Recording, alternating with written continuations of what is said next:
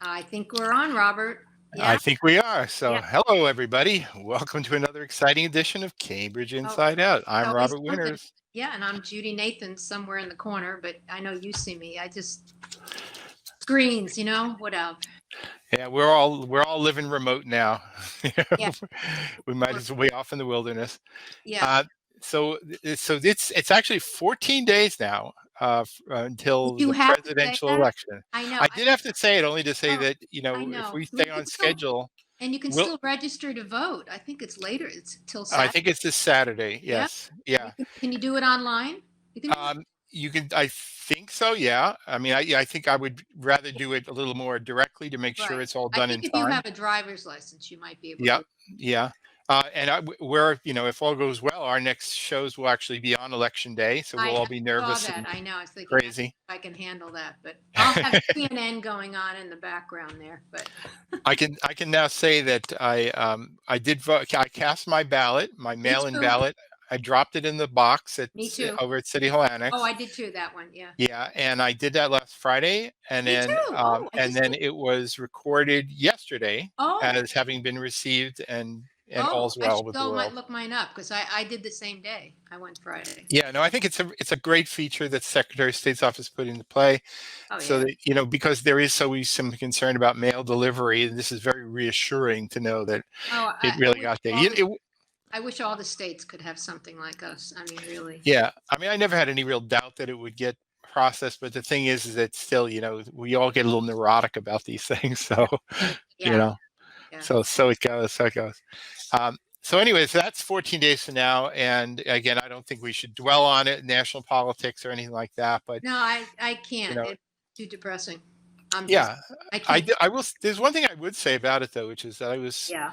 I was went for a walk in Cambridgeport over the this past weekend, Yeah. and I was chatting with somebody who was selling some paintings from a gentleman who had Oh, passed away right. recently. Kathy Susie's house. Yeah, and I was looking at all these paintings that we sort of had these Americana type themes, Yes. and I was thinking, it got me. I don't know how it got me to thinking about it, but if the election goes the way many of us hope it will, and we will actually be experiencing a post-Trump era, Um, hopefully, come January.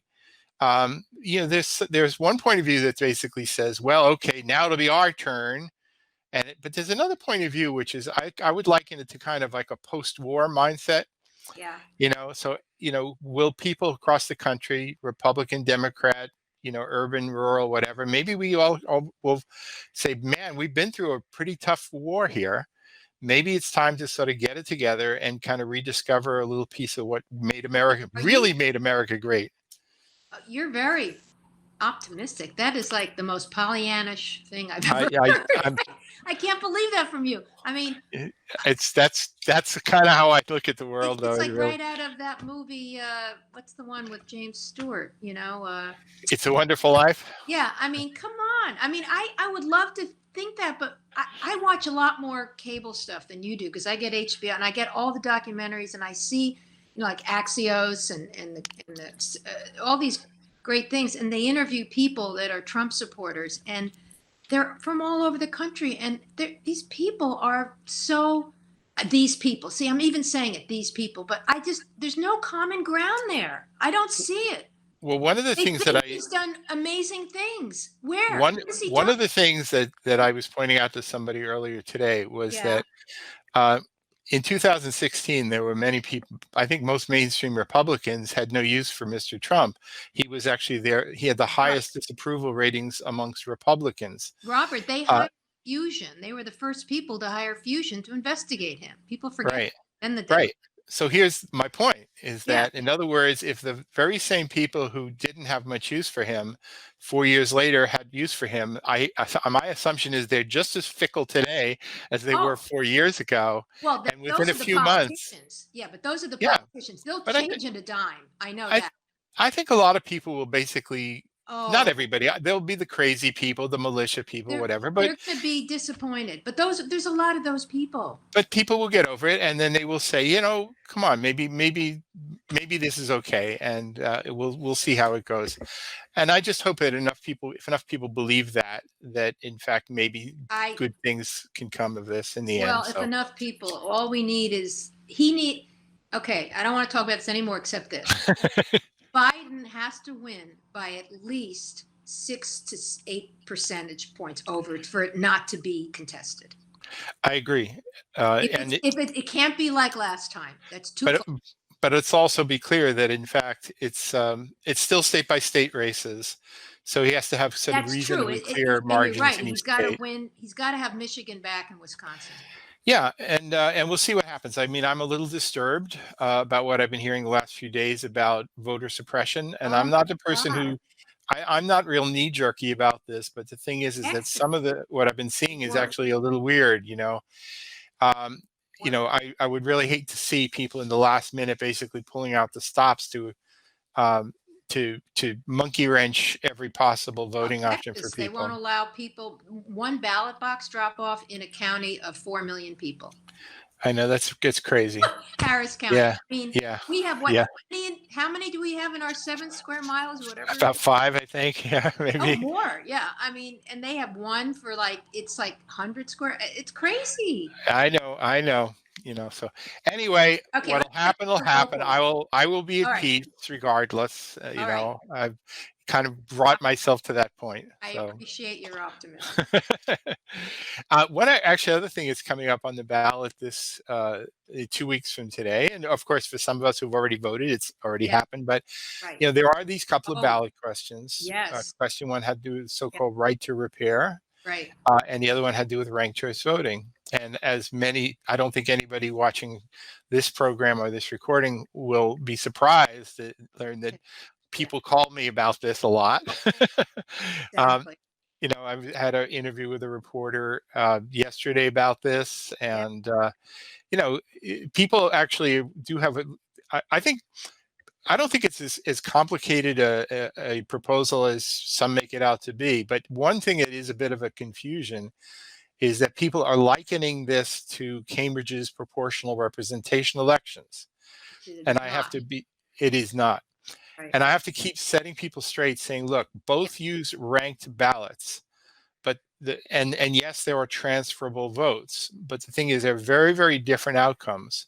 Right. One is to elect a single person, and ranked choice voting, as proposed in this initiative petition, is really all about addressing the problem of spoilers, so that you don't have somebody failing, who basically the only way they get 21% elected. vote and then they get in, or something. Yeah, and because all the votes amongst other candidates Each are other. split. I Right. mean, you do even have a very real perverse possibility under the current system to have multiple candidates who share a particular political majority viewpoint, splitting their votes so effectively that the minority viewpoint wins the election. Right. And this is a system that would, in principle, address that, I think, pretty effectively. Cambridge's system is about electing a multi-member body that is proportionally, at least more or less, based on how you look at the world, proportionally representative of the electorate. That's a very, very different thing. But I think it was inevitable that people will say, foolishly say things like, "Oh, ranked choice? Isn't that crazy system they use in Cambridge?" So inevitably the phone calls happen, and Right. I have to explain these things to people. So Yeah. anyway, so But I you voted can yes on both. Yeah, me too. Yeah. Yeah, And the right to repair, which there was something similar a few years ago. yes, yeah. There I was, mean, so what happens often with initiative petitions is that in the closing weeks, so we're really in that crunch time yeah, right now, yeah. people save up their dimes for the big push for big mailings. Oh, I've gotten two about that one. Yeah. Yeah, and what typically then happens is the greatest amount of misinformation will appear late in the game because there's no time to respond. It's So the vote no people because they have the money. It's the corporate, it's the more I don't know. yeah, I think that it's an interesting phenomenon that all sides of these. I don't know about question one, but I don't like even ranked choice voting. it's not like all the money is just bubbling up from the grassroots here. I mean, some of it is coming from some pretty big players too, you Well, know. the one But on the right of refute or whatever, that's more to me the bigger players. yeah, yeah. But it's actually been kind of gratifying to see some familiar faces like from Sullivan Taya doing an ad, Oh, in favor of voting for question one, saying you oh, should have a good. right to prepare and it Yeah, shouldn't just be the big guys. And right. so it's I don't know. I will. My instincts tell me both of these questions will pass, Yeah, but I don't know that for sure. Anyway, so that's definitely in the offing for the next couple of yeah, weeks here. yeah, So and I think it's reasonably fair to say that voter turnout will probably save for the problem of voter suppression in some states. yeah. My guess is that we're going to break some serious records in terms of voter Yes. turnout. Yeah, I hope so. And I hope it's all for good. Yeah, I mean, I think that when you get higher voter turnout, you in theory get more representative votes of what the country is really about. And I hope I so. want to believe that the country is a pretty together place, and we'll see. And hopefully, I hope- that will be borne out. But again, we have the electoral college, I think, just messes stuff up. I don't think it's a fair system. I just don't. Yeah, I mean, I appreciate how it came to be, and Um, there was some wisdom. Remember, in the early days, nobody actually was even there was no popular vote. Many times in many states, the electors you elected your state legislature, and they they chose were the the electors. right. Okay. Yeah, so it was as indirect as you can get. Yeah. So we're better than that. Than we have a popular vote, but then of course once we sort of move toward a true popular vote kind of system, then the absurdity of the electoral college started to be borne out, I think, Yeah. as a result. And You also, the know, appointment of the electors is up to a state legislature, isn't it? That's what I uh, think today about how far this could go, and they could actually disband the current electors and elect their own if there's a dispute. I don't know. It sounded really crazy, but in which case that's it would go to the Supreme Court, in which case then the oh, Supreme Court please. becomes Okay. a big issue, right? Yeah, but Okay. Let's move on. yeah. We're back. Uh, Yeah. so actually, let's get a little local here. Yeah. Let's go beyond the ballot. Okay. Good. Right. So, we did have another Cambridge City Council meeting Yeah. yesterday, Because there was a holiday last week, right? Yeah. last week, right? And there's some weeks where the agenda is just full of like big crazy items, and other weeks where it's just almost kind of funny to read. I would actually say that yesterday's was a little more on the funny to read side. Really? you know yeah, there wasn't anything pivotal. There was nothing major coming before them to be ordained. There was nothing great controversy, except Here for comes- the one that was made subject to the charter right at the previous meeting, having to do with Cambridge. neighborhood conservation districts, Right. which I found that to be a rather interesting conversation, Yeah. both within the council, but even more significantly on the various listservs and Mhm. elsewhere around Cambridge. Yes. Plenty of misinformation to go around. Well, but, right. to But say the least. again, I brought up Suzanne Blier's opinion, whatever, in Cambridge Day, which was quite lengthy and I thought quite well researched. But you feel like both sides are playing. I don't think it's equal in this sense. I think. No, I agree with you. I actually think that the research that was put up by Suzanne Blier is a little closer to the truth. Yeah. But the thing is if you look at it, there's sort of something kind of just under the surface here, which I find disturbing. Not 2 years ago, last fall, we had a municipal election where there were, where the sort of the political power players were the existing group called the Better Cambridge, or ABC, and then Suzanne Blier was sort of at the heart of creating this other one called Cambridge Citizens Oh, Coalition, right. ABC versus CCC, right? Yeah. And it's kind of interesting that, in fact, who were the main people who were speaking out in favor of this city council order that was essentially, regardless of the specific words, it was calling into question the legitimacy and appropriateness of neighborhood conservation districts, right? You're talking about now. Yes. Yeah. But the thing is, so on the one hand, you have Suzanne Blier, who's kind of at the head of the CCC group, But then the people who were primarily writing blog posts and elsewhere were people who are closely affiliated with the ABC group. Right. So in many ways, I saw this as sort of like a proxy war between two camps. Like the old AHO, I mean, not the old, but the AHO argument was also like That's right. So people are just getting into these sort of political pissing wars here. But what I find disturbing, really, is that, I mean, I've been around a while. I've been paying attention for 30 some odd years, and I remember the genesis of some of these neighborhood conservation districts. What's the last one to be given to be done in Cambridge? I couldn't say chronologically. I remember when there was a marsh district. There's a Half Crown Marsh District. One was established. Pretty newer. Mid Cambridge happened while in my time here. Mid Cambridge Neighborhood Conservation District, or as we just rattle off rapidly, the MCNCDC, right? But the thing is that it just seems to me, and oh, by the way, the rhetoric around this has now gone way past just the legitimacy of neighborhood conservation districts, but the legitimacy of neighborhood associations. Oh, they're not representative either, and whatever. And sometimes that's true. And sometimes that's spectacularly not true. Can you quickly, because I think I've got confused with the conservation district versus an historical district. Which is more restrictive? The historical district, right? I think so. Yeah. I mean, the thing is but even still, in the end, it's not like there's tremendous power associated with these, but there is a review process. You can slow something down. But enforcement, historical, there's more enforcement of what things look like. And so I don't know about conservation. I think that's right. About it, though. I really don't. So. Yeah. I mean, my sense, again, I'm not reading from the letter of the law here, but the way neighborhood conservation districts are established basically gives you a review process. Right. So that, if something is proposed, you sort of have to go through, and then maybe you can hammer out and come up with something more acceptable, better. And that's what's being done now, right?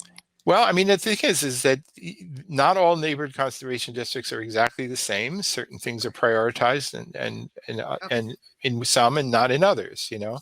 But what I'm finding very interesting is this, it's almost like a revisionist history of Cambridge being played out by people who really weren't there and don't know, yet, that they're sort of trying to gather friends and sort of say, listen to me. No, I've got the right point of view. I'm telling you, these people don't know. They weren't there and they don't really know the history.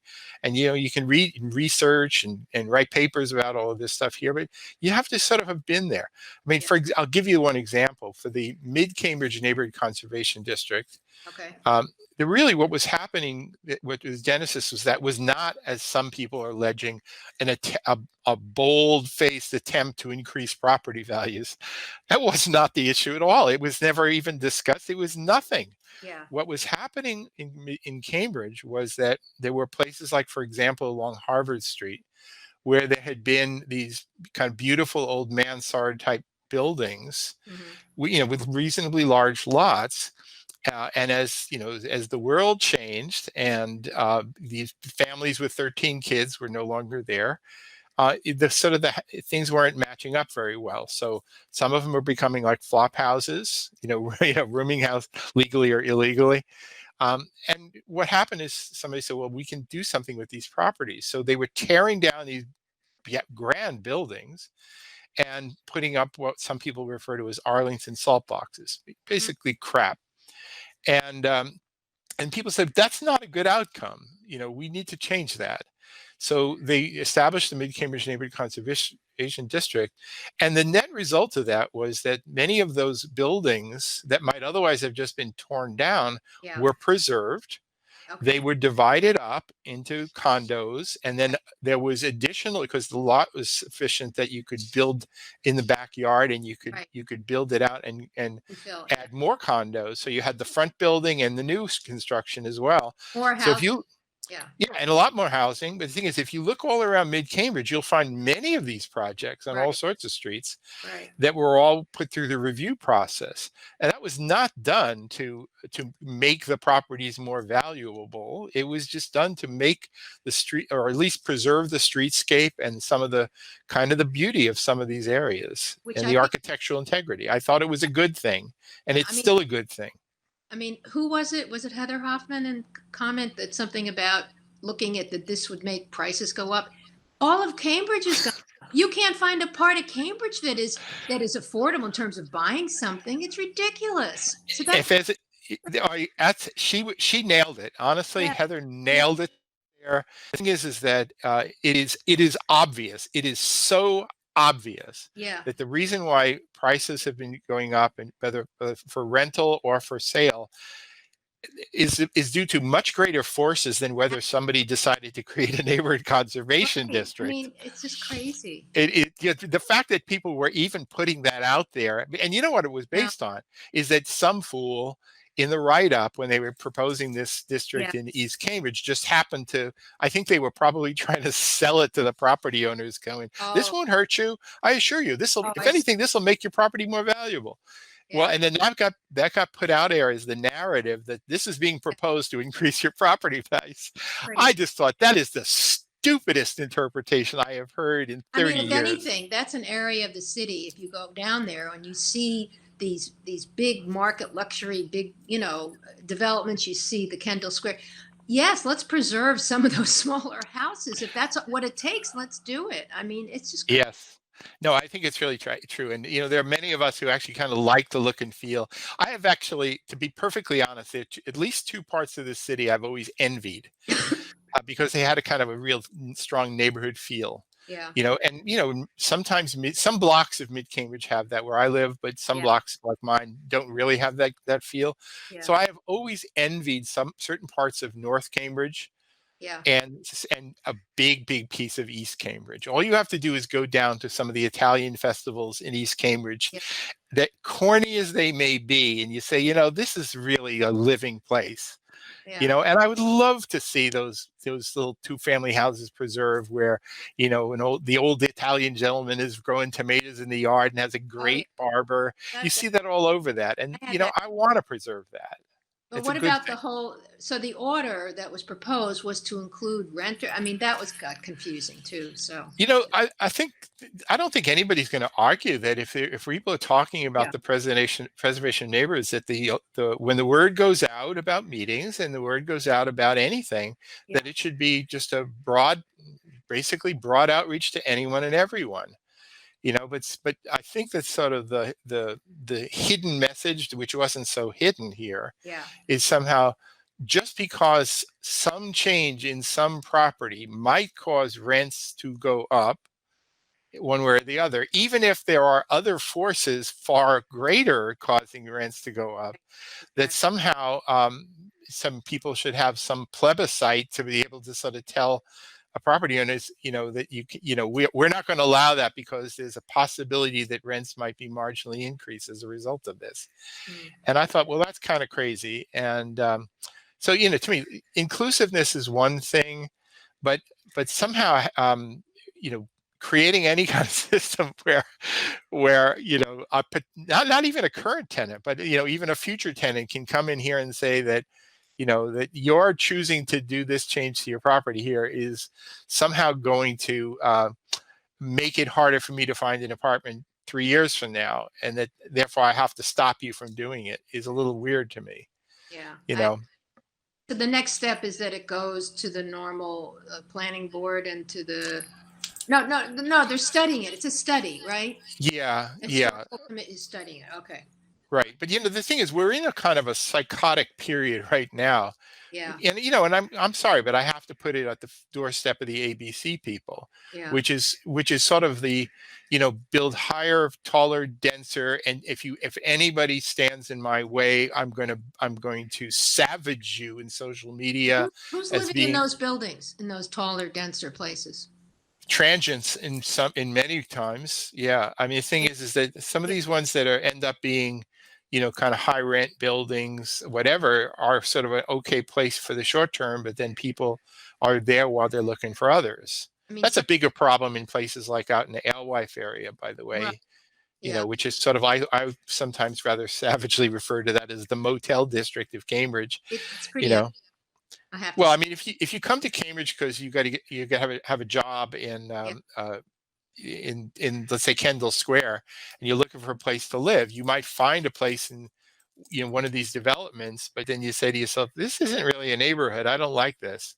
So while you're there, you're looking for someplace else. So a year later, you're signing a lease or buying a condo somewhere else. And they do those have inclusionary units, the ones that are rentals?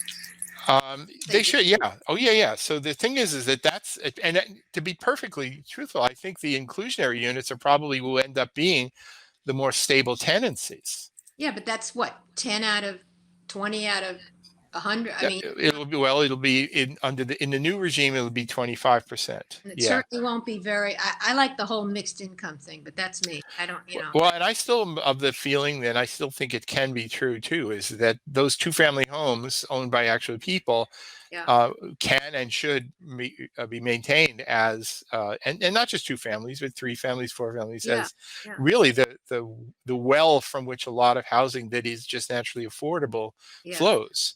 Because you got a good relationship with the landlord doesn't raise the rent, and or even if the rent is equivalent to that other building that has an elevator and all these things, you want to live where a lot of people want to live in a house. They want to live with the yard. They want to live, Yeah, that's exactly true. Yeah, so I think so anyway, I just think the conversation that seems to be going on is the wrong conversation. So and so I think Carlone voted present on that, or no? Yeah, he voted I think present on that, and that was so he was the sole vote. But the thing is that this is more, a city council order is not a big binding thing. It's sort of more like, okay, go ahead.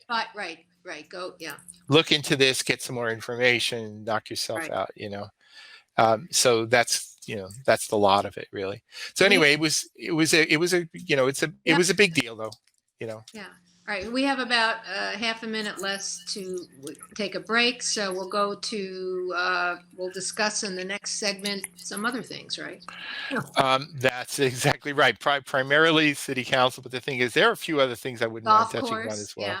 A golf course, exactly. So, so anyway, we'll see, right? And